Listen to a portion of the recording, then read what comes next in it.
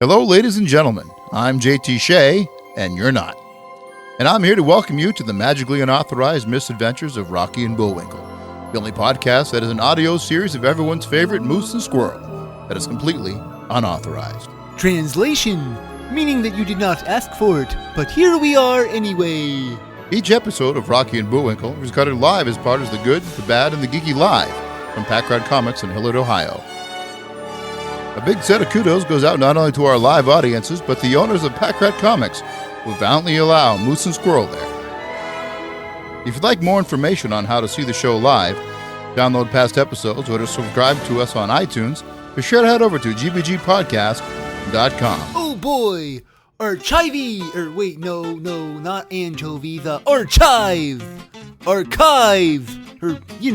Stuff. If you've enjoyed the show, please head over to iTunes and give us a review. It sure does help us out a lot when you do. Help us do what now? And now here is this week's episode of the magically unauthorized misadventures of Rocky and Bullwinkle.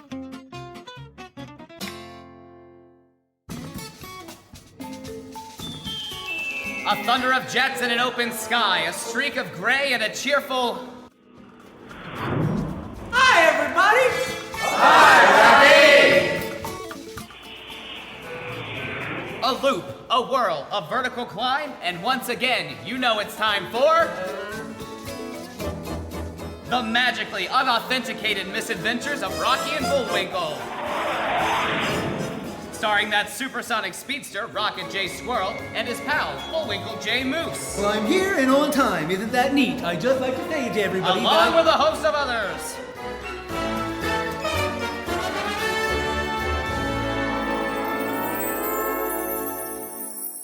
In the search for what happened to the Upsidasium, our heroes tracked down the head of G8, named General Walken Sunshine, who made them wait all day in his office in Washington, D.C. before rejecting Rocky and Bullwinkle and telling them, No!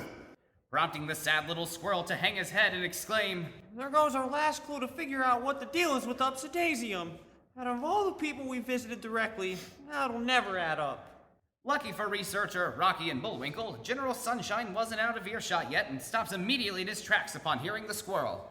Well, Rocky, it just goes to show that some people can't do the math. What did you just say? I said that some people can't do the math. Apparently he can't hear either. No, what did you say? Okay, well, he said it'll never add up, leading me to say that it's all... I know what you said. Well, then, what did I mean? Arrgh. What I mean to say, General, is that 3 out of 2 people have trouble with fractions. Or wait, what I meant to say was 1 out of 5 through 2 people have some... Not you idiot hat rack. Him! He said... About the Upsidasium? Bingo. Wait, so now you're willing to talk to us about Upsidasium? Why didn't you lead with that? I didn't know we were dancing. No, to the secretary. Gosh, General Sunshine, we didn't know we had to. How did you even find out about that? And then Reese began to tell his tale of how he found Upsidasium, found in previous episodes of this program. We conclude with Rocky's part of this tale. But Mount Flatton was seized by the government back in the day and was mined for all the Upsidasium before it was obtained by some weird foreign Cold War crook. Yeah. He was named Mr. Big. But he was so small. Mr. Big, though, tried to steal even a tiniest big and then floated up into space. Whoop, never to be heard again. Because he was tiny. Because he was teeny tiny. Just a small bit of Upsidasium just kept lifting him higher and higher and higher. And with the discussion of adding all those new elements to the periodic table in the news, Reese here feels that it should be added. But as a joint find between myself and Mr. Bullwinkle here. General Sunshine looks at the three of them, pondering. What could he be thinking? Sunshine takes a deep breath and kneels next to the plucky squirrel. Meet me tomorrow here. And that's what they did. But in the morning, when the trio arrived, they are greeted by the secretary. Hello, darlings. General Sunshine will be here shortly. What the? you look really different, but seem very familiar. Yeah. Of course, darling. All secretaries are the same. I don't think other secretaries may agree with you, but how much longer for the wait? Not much longer. Maybe 3-4 minutes, or in audience cases, maybe a month. Now, excuse me, boys. I may be getting a call from secret big-wig politician. Natasha quickly slips out the door and quietly holds up a massive block. Wait, hold on a second. Is that an old 80s cell phone? Yes, darling. On our budget, we must make do with large brick phone. Boris, darling, come in, darling. Yes, Natasha. Moose and Squirrel are here with Putz scientist. Oh, drat! It took us a whole week to get clearance, but Moose and Squirrel not far behind. Whole week, Boris? Okay, you're right, Poopsie. Washington vetting process take less than 5 minutes. How 5 minutes?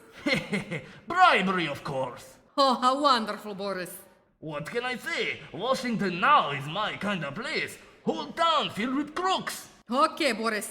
I see General coming into building. Must get back to spying on Moose and Squirrel. Uh-oh. Looks like that fiendish duo are going to get the scoop on Upsidasium. Can Rocky and Bullwinkle catch her snooping in the act? Stay tuned next time in a little episode of the magically unauthenticated misadventures of Rocky and Bullwinkle called Tinker, Tailor, Natasha Spies, or Spy See You, Boris.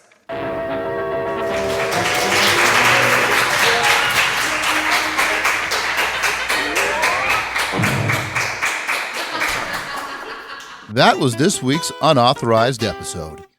Just a reminder that if you would like to download more past episodes, find out how to subscribe on iTunes, and more, please go to our website at gbgpodcast.com and click on the big letters that say Rocky and Bullwinkle.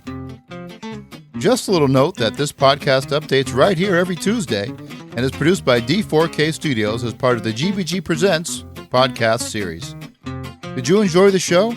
Maybe not enjoy it? Perhaps have a question or thought? Not sure who to talk to because your therapist ain't doing the trick?